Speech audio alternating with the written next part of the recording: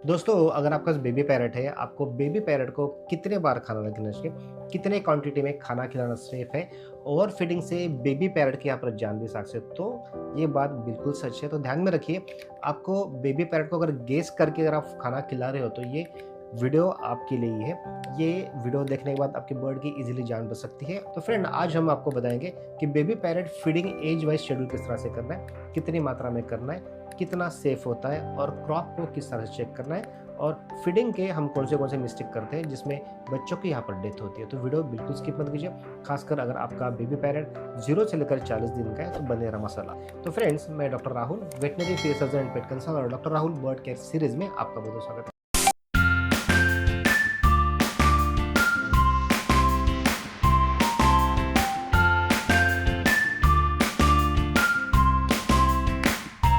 तो फ्रेंड, सबसे पहले हमें बेबी पैरट के जो बेसिक्स होते हैं समझना पड़ेगा। तो देखिए, बेबी पैरट जो है, ये खुद का खाना खुद होके एक तो पहली बार खा नहीं सकते। दूसरी चीज़, बेबी पैरट जो होती है खुद का बॉडी का टेम्परेचर खुद कंट्रोल नहीं कर पाते। तीसरी चीज़, उनकी डाइजेस्ट सिस्टम काफ़ी ज़्यादा डेलिकेट होती है। और चौथी चीज़, अगर आप रॉन्ग फीडिंग अगर कर रहे हो तो क्रॉप में इन्फेक्शन हो सकता है, जिसे सोर क्रॉप भी कहते हैं। क्रॉप जल जाता है और उसमें बच्चे की डेथ होती है। ठीक है, तो ध्यान में रखिए हमें बेबी पैरट को क्या खिलाना चाहिए और बेस्ट ऑप्शन क्या है। सबसे पहली चीज़, कमर्शियल अवेलेबल जो भी फूड्स होते हैं वो बेबी पैरट को आप इजीली खिला सकते हो और बहुत अच्छे होते हैं। तो इसमें इस तरह से आप जो देख रहे हो यहाँ पर, एक तो A19 फार्मूला आप यूज़ कर सकते हो। उसके बाद दूसरा जो आता है पिट्स लाइफ का फार्मूला आता है, आप जैसे स्क्रीन पे देख रहे हो इस तरह से आपको करनी है। जब भी आपको फार्मूला खिलाना है तो ध्यान रखिए फार्मूला हमेशा ल्यूक वार्म होना चाहिए, यानी हल्का सा गर्म होना चाहिए। इसका टेम्परेचर 38 से लेकर 40 डिग्री सेल्सियस होना चाहिए। ये स्मूथ होना चाहिए और लम फॉर्म में होना, सॉफ्ट फॉर्म में होना चाहिए। ध्यान रखिए आपको क्या चीज़ें अवॉइड करनी है। बच्चे को हमेशा ठंडा वाला फूड हमें फ्रिज में रख के फिर से नहीं देना है। दूसरी चीज़, एकदम हार्ड और थिक फॉर्म में पेस्ट में नहीं देनी है। हमको मिल्क नहीं देना है, बिस्किट नहीं देना है, रोटी यहाँ पर बिल्कुल भी यहाँ पर अवॉइड करनी है। ठीक है, चने की दाल, सत्तू, ये तो बिल्कुल भी देना है। उसके बाद होममेड फूड अगर बना रहे हो तो किसी एक्सपर्ट से गाइडेंस लेने के बाद ही आपको होममेड फूड यहाँ पर बना के दे सकते हैं। हमने ऑलरेडी इसको होममेड फूड घर पे किस तरह से बनाना चाहिए ताकि आपके बच्चे जल्दी गोलू मोलू बन जाए, इसके ऊपर हमने एक सेपरेट डेडिकेटेड वीडियो बनाई, आप जाके देख सकते हो। इस तरह से आपके पास दो ऑप्शन है, एक होता है होममेड फूड और दूसरा होता है आपको यहाँ पर कमर्शियल फूड।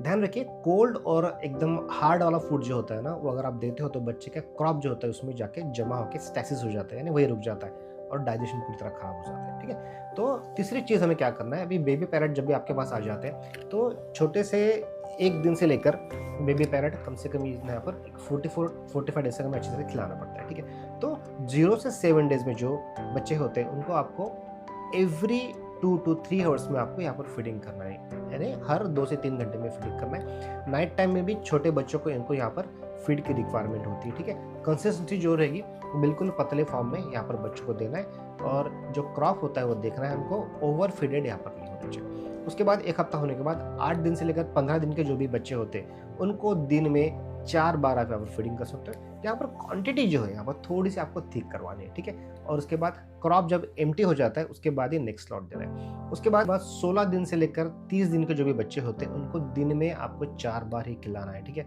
और यहाँ पर कंसिस्टेंसी आपको मीडियम साइज रखना है। ध्यान रखिए, बेबी जो होते हैं, एक्टिव जो बेबी होते हैं, उनका आपको क्रॉप हमेशा चेक करते रहना चाहिए। ठीक है, और उसके बाद जब भी 31 डेज से लेकर 45 डेज के जो भी बच्चे होते हैं उनको 3 बार दिया तो भी वो एम्पल अमाउंट में होता है। देखिए, उसके बाद धीरे धीरे आपको सॉफ्ट फूड यहाँ पर आप बर्ड को यहाँ पर इंट्रोड्यूस करा सकते हैं। उसके बाद चौथा पार्ट जो आता है, बच्चों को हाउ मच टू फीड होगे, कितने क्वांटिटी में कितना खिलना है। ठीक है, देखो आपको गोल्डन रूल यहाँ पर ध्यान में रखना है, never feed if crop is not empty. ठीक है, अगर आपके बच्चे का क्रॉप अगर एम्प्टी अगर नहीं हो रहा है तो आपको वहाँ पर खिलाने की बिल्कुल भी जरूरत नहीं। और क्वांटिटी जो होती है, सेफ क्वांटिटी कितनी होती है। ठीक है, ध्यान रखिए, क्रॉप जो होता है आपको नियर अबाउट 75% ही यहाँ पर भरना है। ठीक है, feed till crop is rounded, यानी जब तक आपका क्रॉप जो है राउंड फॉर्म में नहीं होता है और उसको आप हाथ लगाने के बाद उसका सॉफ्ट हमें यहाँ पर फील होना चाहिए, टाइट बिल्कुल भी फील नहीं होना चाहिए। ठीक है, उसके बाद ओवर फीडिंग अगर करते हो तो बहुत बार बच्चे रीगर्जेशन करके वो बाहर फेंकने की रिस्क इसमें रहता है और उसमें बच्चे की जान भी जा सकती है, क्योंकि जब भी बच्चा बाहर थ्रो करता है तो उसके चेस्ट में जा सकता है, अन्ना नलिके से इसकी श्वास नलिका में अगर जाता है तो बच्चा जगह पे ही चला जाता है। तो